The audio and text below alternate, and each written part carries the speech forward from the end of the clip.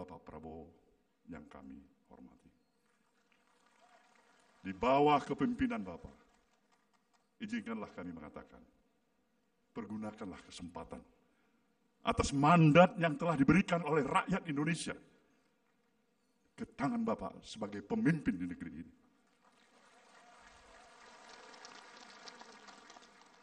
Presiden, kepala pemerintahan, dan sekaligus juga sebagai kepala negara. Artinya Bapak adalah milik dari seluruh warga negara Republik ini. Bismillahirrahmanirrahim. Assalamualaikum warahmatullahi wabarakatuh. Selamat malam, salam sejahtera bagi kita sekalian. Shalom, Om Swastiastu, Namo Buddhaya. Salam kebajikan bagi kita semua.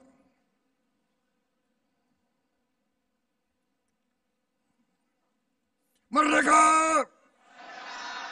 Merdeka! Merdeka!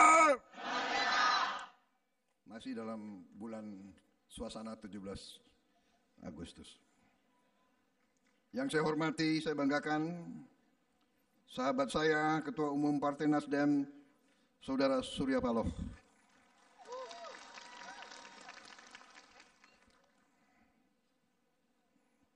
Yang saya hormati dan saya banggakan sahabat saya, Ketua Majelis Tinggi Partai, Saudara Yan Darmadi. Yang saya hormati, saya banggakan Ketua Dewan Pakar Partai, Ibu Siti Nurbaya Bakar. Ketua Dewan Pertimbangan Partai, Saudara Maksi Gunawan, beserta seluruh anggota Dewan Pertimbangan Partai. Sekjen Nasdem, Saudara Hermawi F. Taslim. Bendara Umum Partai, Saudara Ahmad Sahroni.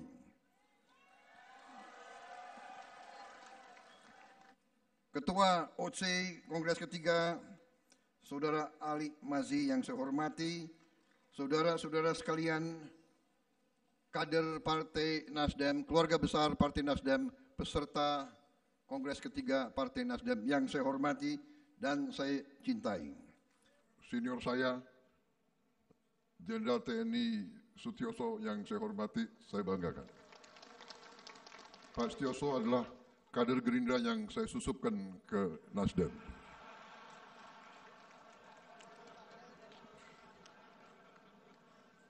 Saya dari dulu pengen punya jenggot seperti Pak Surya Paloh, tapi nggak bisa-bisa gitu loh.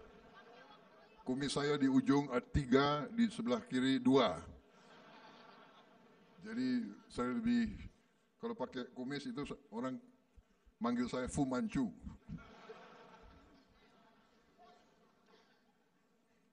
Mas Brewok yang saya hormati, selamat terpilih kembali sebagai Ketua Umum 2024-2029. Saya dulu anak buahnya Pak Surya Paloh. Ya, beliau Ketua Dewan Pertimbangan, saya anggota. Sekarang Pak Surya Paloh anak buah saya.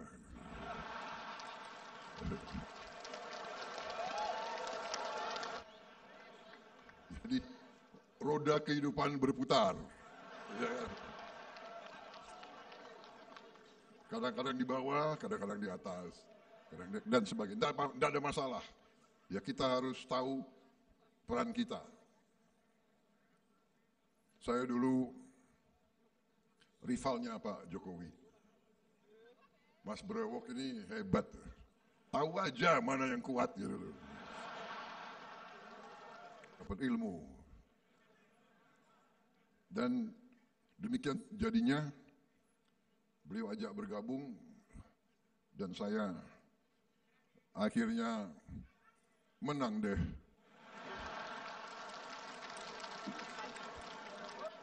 Sorry ya.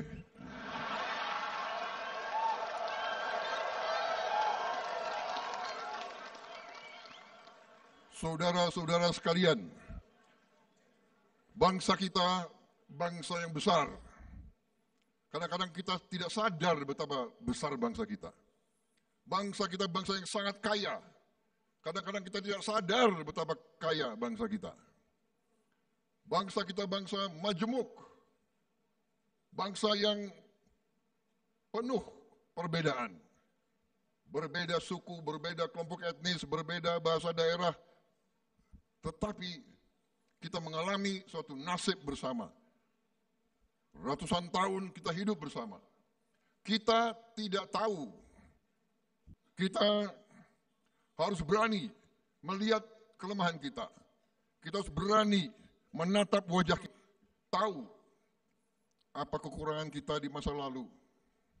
Saudara-saudara, dalam beberapa kesempatan saya menyampaikan bahwa salah satu kelemahan suku-suku dan bangsa-bangsa di Nusantara ini adalah bahwa kita sulit untuk bekerja sama. Kita sulit untuk bersatu. Dan perbedaan inilah yang digunakan oleh kekuatan-kekuatan dari luar wilayah kita. Datang ke sini ratusan tahun karena kekayaan kita. Setiap suku, setiap bangsa di dunia ini bersaing. Bersaing keras. Bersaing untuk apa? Bersaing untuk bertahan hidup. Bersaing untuk survival. Karena itu manusia untuk survive dari lahan, bumi bisa didapat pangan. Dari bumi bisa kita dapat energi. Karena itu bangsa-bangsa selalu berusaha menguasai lahan, menguasai bumi, menguasai sumber alam, menguasai kekayaan. Dengan kekayaan dia akan menjadi kuasa, hegemon. Ini kadang-kadang kita lupa. Kita tidak mengerti atau tidak mau belajar dari sejarah.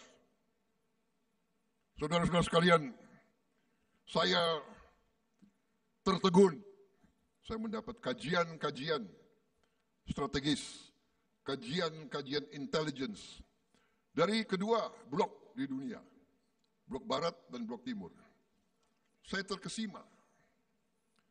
Kajian-kajian ini membuat ramalan ke depan bahwa Indonesia ini negara yang sangat kaya dan berpotensi untuk menjadi negara yang sangat kuat dan sangat makmur.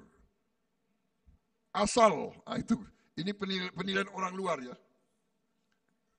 Dengan catatan pemimpin-pemimpinnya, elitnya bisa bekerja sama. Dan sekarang keluar hitungan-hitungan ekonomi. Ternyata kita memiliki sumber-sumber alam yang sangat strategis yang dibutuhkan untuk hidup dalam alam modern abad ke-21. Kita memiliki cadangan nikel terbesar di dunia. Kalau kita bergabung dengan Filipina, kita menguasai 2/3 cadangan nikel di dunia. Kita punya bahan untuk aluminium, boksit. Para pakar ceritakan sama saya, cadangan boksit kita untuk aluminium bisa untuk ratusan tahun. Tidak akan habis-habis. Dan aluminium sangat dibutuhkan untuk kehidupan modern. Dan mineral kritis, uranium, thorium, kita semua ada. Apalagi emas. Ternyata tiap ada gunung berapi, ada emas. Seluruh Nusantara ini penuh dengan emas. Saya lihat ada kopi di sini. Boleh Pak, saya izin.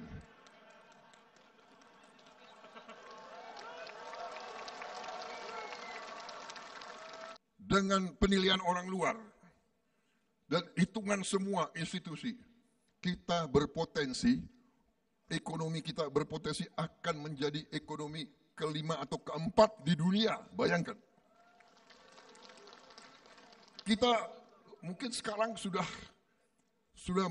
mendekati banyak negara G20. Diramalkan kita akan menjadi negara keempat, kelima. Kita akan lebih besar, lebih kuat. Kita sudah ratusan tahun di brainwash bahwa kita bangsa yang kalah. Jadi saudara-saudara, ini data, ini angka. Dan kalau kita ini punya tradisi selalu menjelek-jelekan pemimpin, caci maki, cari kesalahan, saya bukan apa-apa. Bagaimanapun prestasi pemerintahan yang dipimpin oleh Pak Jokowi ini mengagumkan banyak negara. Di mana ada presiden, ada pemerintah bisa menjaga inflasi 2,5%. Di mana coba dibuka sejarah 30-40 tahun ke belakang sampai sekarang. Sedikit negara 2,5% inflasi. Dan ini prestasi yang bukan jatuh dari langit. Kita pulih dari COVID. Saya ketemu pemimpin-pemimpin dunia. Pemimpin-pemimpin dunia mengakui, bahkan kaget, bagaimana bisa Indonesia termasuk paling cepat, paling baik pulih dari pandemi COVID-19. Kenapa? Karena leadership-nya Pak Joko Widodo. Dengan waktu yang cepat, yang mengagetkan banyak negara di dunia. Ini pengakuan dari WHO sendiri. Saudara-saudara sekalian, saya ini bukan membela ya. Tapi saya ingin selalu mengatakan yang benar-benar, yang salah-salah. Tadi sahabat saya Pak Surya mengatakan, tidak ada orang yang tanpa kelemahan. Tidak ada orang yang tanpa kekurangan. Tapi saya gunakan kesempatan ini sekali lagi untuk kesekian ratus kali dimanapun saya menyampaikan, saudara-saudara sekalian, mari kita belajar dari sejarah. Mari kita sekarang cari titik-titik pertemuan. Jangan cari titik-titik perpisahan. Saudara, inilah yang banyak bangsa lain bingung. Sahabat kadang-kadang bersatu, kadang-kadang berbeda, tapi tetap sahabat. Bangsa kita, pendiri bangsa kita memilih bentuk negara republik, bukan kerajaan. Dan kita tidak perlu takut dengan perbedaan. Tetapi kondisi sekarang di abad ke-21 ini, di mana persaingan antara kekuatan-kekuatan dunia begitu besar, di mana rebutan sumber alam begitu besar, di mana ancaman perubahan cuaca begitu berbahaya, negara sekarang yang mengalami kesulitan untuk produksi pangan. Kita masih bersyukur, saudara-saudara sekalian. Dan karena itulah saya selalu mengajak kita sekarang sebagai pemimpin, kita harus berani berpikir bahwa kita sesudah pertandingan, kita harus bersatu bekerja bersama untuk rakyat Indonesia. Rakyat membutuhkan pemimpin-pemimpin yang bisa bersatu. Setiap pertandingan ada yang menang dan ada yang kalah. Kalah nggak enak. Tapi ya gimana kalau kalah ya kalah, ya kan? Masa pertandingan yang menang 5 orang, di Olimpiade yang dapat medali emas itu 1. Nomor 2 dapat perak, nomor 3 dapat perunggu. Ya. Yang nomor 3 bisa 2 ya perunggunya. Ya sudah, sesudah kita bertanding, ada yang dapat medali emas, kita datang kasih selamat. Ya kan? Sedih kalau kalah. Lu ketawa lagi.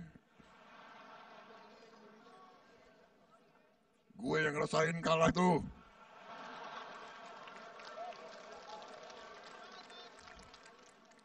Konsep sebuah republik dari ratusan tahun yang saya belajar dari Yunani, dari Romawi, konsep republik artinya adalah setiap keluarga yang mampu ekonominya, mampu pendidikannya, harus mau memberi salah satu anaknya untuk berbakti dalam pemerintahan. Itu arti republik. Silakan buka. Artinya kita sekarang yang diberi oleh Tuhan yang Maha Kuasa, diberi kebaikan, diberi rezeki, diberi kesehatan, diberi pendidikan, wajib untuk kita berbakti untuk masyarakat.